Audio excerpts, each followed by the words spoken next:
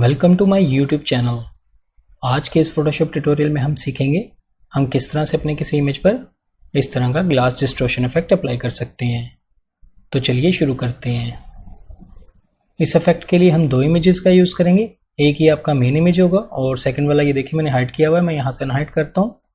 ये lining abstract का image है। इस तरह के इमेजेस आप इजीली फ्री पिक से डाउनलोड कर सकते हैं। अगर आप सेम यूज़ करना चाहते हैं तो मैं इसका लिंक डिस्क्रिप्शन में दे दूंगा, आप वहाँ से डाउनलोड कर लीजिएगा। फर्स्ट स्टेप में हम इसी इमेज का एक डिस्प्लेसमेंट मैप क्रिएट करेंगे। इसके लिए आप इसे पर राइट क्लिक कीजिएगा और यहाँ से यूज़ करेंगे डुप्लीकेट लेयर। यहाँ इस पैनल में आने के बाद आप इस डॉक्यूमेंट के ड्रॉप डाउन पर क्लिक कीजिएगा और यहाँ से न्यू पे क्लिक करेंगे और यहाँ पर आप इसका जो भी नाम रखना चाहते हैं रख लीजिएगा। मैं यहाँ पर इसका नाम डिस्प्लेसमेंट ही टाइप करूँगा और ओके पे क्लिक कर देंगे। जैसे मैंने ओके पे क्लिक किया आप देख सकते हैं उसने एक न्यू विंडो में सेम डॉक्यूमेंट को ओपन कर दिया। अब हम इसको थोड़ा सा ब्लर करेंगे। इसके लिए यहाँ से फिल्टर में जाएंगे, ब्लर, और यूज़ करेंगे गॉसियन ब्लर। यहाँ इसकी वैल्यू मैं 2 टाइप करता हूँ और ओके पे क्लिक कर देंगे। अब हम इसको एज अ PSD सेव करेंगे। मैं Ctrl+S प्रेस करता हूँ अपने कीबोर्ड से। आप इसको जहाँ भी सेव करना चाहते हैं कर लीजिए। मैं डेस्कटॉप पे सेव करूँगा। डिस्प्लेसमेंट ये देखिए मैंने वहाँ पर नाम टाइप किया था। इसको एज अ PSD सेव करेंगे और सेव पे क्लिक कर देंगे और यहाँ से ओके पे क्लिक कर दीजिएगा। ये आपकी PSD as a displacement map save हो चुकी है। अब हम यहाँ से इसको बंद कर देंगे। यहाँ वापस आने के बाद इस वाली लेयर को यूँ ड्रैग करते हुए डिलीट कर देंगे। हमने इसका डिस्प्लेसमेंट मैप क्रिएट कर लिया, हमें अब इसकी ज़रूरत नहीं रही। मेन वाली इमेज को सिलेक्ट रखते हुए Ctrl+J प्रेस कीजिएगा अपने कीबोर्ड से और इसकी एक और कॉपी बना लीजिएगा। इस पर राइट क्लिक करेंगे और इसे कन्वर्ट टू स्मार्ट ऑब्जेक्ट बना दीजिए। इसके बाद हम यहाँ से जाएंगे फिल्टर में, ब्लर, और यूज़ करेंगे गॉसियन ब्लर। यहाँ आने के बाद इसकी वैल्यू मैं 6 टाइप करता हूँ और ओके पे क्लिक कर देंगे। इसके बाद फिर से जाएंगे यहाँ से फिल्टर में, डिस्टॉर्ट, और यहाँ से यूज़ करेंगे डिस्प्लेस। यहाँ डिस्प्लेस की विंडो में आने के बाद हॉरिजेंटल स्केल यहाँ पे मैं 35 टाइप कर रहा हूँ और वर्टिकल स्केल को 15 टाइप करेंगे। स्ट्रेच टू फिट रखिएगा। रिपीट एज पिक्सल को भी सिलेक्ट रखिएगा और ओके पे क्लिक कर देंगे। जैसे मैं इस पर क्लिक करूंगा वो हमसे पाथ पूछ रहा है, यानी वो वाली फाइल हमें चूज़ करनी है जो हमने डिस्प्लेसमेंट मैप क्रिएट किया था। ये देखिए डेस्कटॉप पे आपको दिख रहा होगा। इसको सिलेक्ट करेंगे और ओपन पे क्लिक कर देंगे। ये देखिए डिस्प्लेसमेंट मैप इस पर अप्लाई हो चुका है।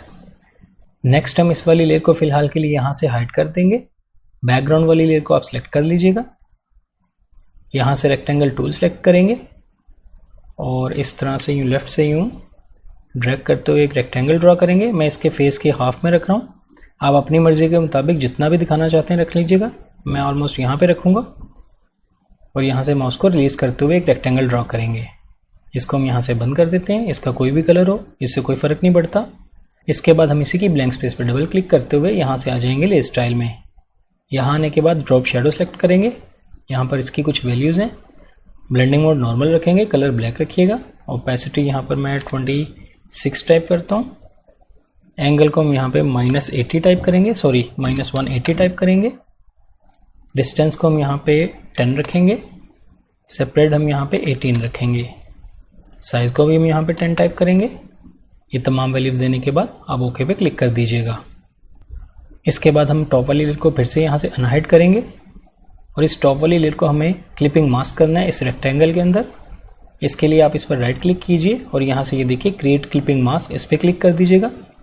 आप देख सकते हैं यहाँ पे एरो का निशान आपको दिख रहा होगा। ये क्लिपिंग मास्क हो चुका है। जैसे ही क्लिपिंग मास्क हुआ है आप देख सकते हैं हमारा इफेक्ट दिखने लगा है।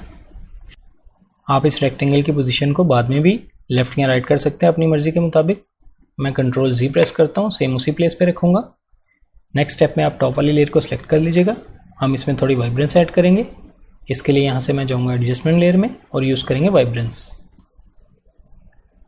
यहाँ इस विंडो को ओपन होने के बाद वाइब्रेंस को मैं राइट की तरफ लेके जा रहा हूँ। इसको मैं +50 टाइप करूँगा। आप अपने इमेज के मुताबिक इन वैल्यूज़ को कम या ज़्यादा भी कर सकते हैं और यहाँ से इसको बंद कर देंगे। थोड़े से लेवल भी एडजस्ट करेंगे। इसके लिए फिर से जा रहा हूँ एडजस्टमेंट लेयर में और इस बार यूज़ करेंगे लेवल्स। यहाँ आने के बाद ये देखिए मैं थोड़ा सा इसमें लेवल के स्लाइडर को लेफ़्ट पे लेके आता हूँ और यहाँ से मैं राइट की तरफ लेके जाऊँगा और यहाँ से इसको भी बंद कर देंगे। एक दफ़ा फिर से जा रहा हूँ एडजस्टमेंट लेयर में और इस बार यूज़ कर रहा हूँ कर्व्स। यहाँ से इस ग्राफ को मैं थोड़ा सा नीचे की तरफ लेके आऊँगा और इस तरफ से थोड़ा सा ऊपर की तरफ लेके जाऊँगा।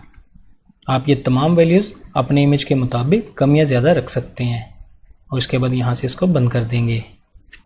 ये वैल्यूज़ अप्लाई करने के बाद अब आप देख सकते हैं हमारा ग्लास डिस्टॉर्शन इफेक्ट क्रिएट हो चुका है। ये देखिए, इस तरह ये सिंपल सेटिंग्स अप्लाई करते हुए आप भी अपने किसी इमेज पर इस तरह के इफेक्ट को अप्लाई कर सकते हैं। आई होप आपको आज का ये छोटा सा ट्यूटोरियल अच्छा लगा होगा। वीडियो पसंद आई तो लाइक कीजिएगा, मेरे चैनल को सब्सक्राइब कीजिए। मिलते हैं नेक्स्ट वीडियो में एक न्यू ट्यूटोरियल के साथ। Thank you.